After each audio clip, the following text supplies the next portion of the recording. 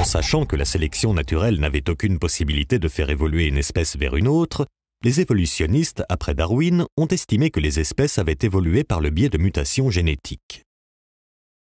Les mutations génétiques sont des altérations de certaines régions de l'ADN qui surviennent par exemple à cause de rayons X ou de radiations atomiques. Elles sont connues généralement pour avoir des effets destructeurs sur une espèce, comme des malformations, car ce sont des accidents qui détériorent les nucléotides qui composent l'ADN. Mais il y a pire, des mutations génétiques chez les animaux. Les chattes ont donné naissance à des petits qui n'entendent pas. Des rats ont mis au monde des rats très gros, de dimensions tout à fait inhabituelles, et ces animaux géants sont aveugles. Voici Zezeriama, tel qu'on le connaît au Japon depuis toujours, et voici un papillon de la même espèce victime de radiation à Fukushima. Les ailes sont atrophiées, les antennes, les pattes, les yeux sont déformés. Ces papillons proviennent de la zone radioactive de Fukushima. Ils ont subi de graves mutations génétiques et le plus étonnant, ils les répandent en se reproduisant. Au début de l'étude, 12% des papillons sont atteints de malformations.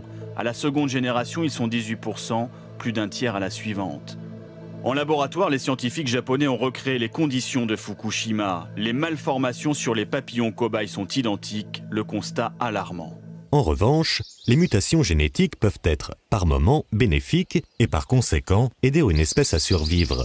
Mais comme l'ont affirmé de nombreux généticiens, elles sont quasiment toujours nuisibles et donc rarement bénéfiques.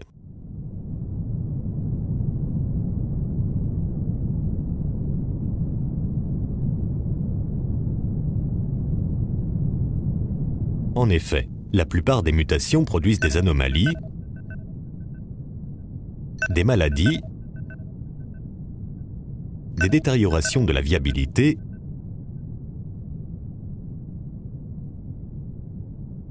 et des monstruosités. Alors, comment pourrait-on penser que des choses connues pour faire dégénérer une espèce peuvent faire évoluer une espèce ?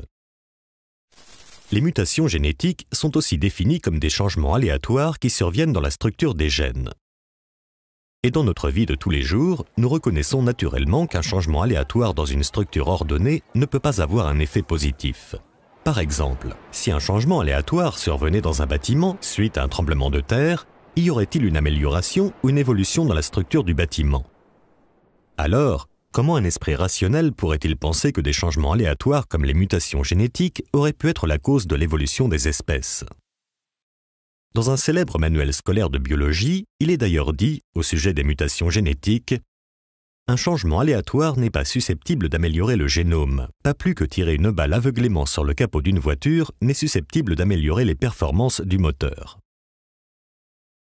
J'ai, dans la guerre, traité le conte de fées de grandes personnes. Oui. Pour grandes personnes, ces théories de la marque Darwin. Certains lecteurs ont été choqués par cette expression. J'avoue que je la maintiens. Oui. Et quand je vois encore des gens sérieux croire que vraiment des ailes vont pousser aux animaux parce qu'ils avaient besoin ou parce qu'ils avaient envie de voler, ou alors même la théorie de Darwin, de penser que les amibes sont devenus l'Académie française, comme dit Bernard Schoch, Bernard Schoch, une mare d'amibes est devenue l'Institut. Et bien, c'est tout de même difficile de penser que ça s'est formé à coup de variations tout à fait accidentelles. Oui. J'avoue que vraiment, ça me paraît enfantin, et on aura du mal à en débarrasser la science. Voilà quel est mon avis secret. Oui. Car en effet, ces théories satisfont assez le gros public. Oui, c'est une tentation intellectuelle. Tentation intellectuelle, elles sont séduisantes. Oui. Et il est d'ailleurs curieux qu'on n'a jamais même proposé que ça.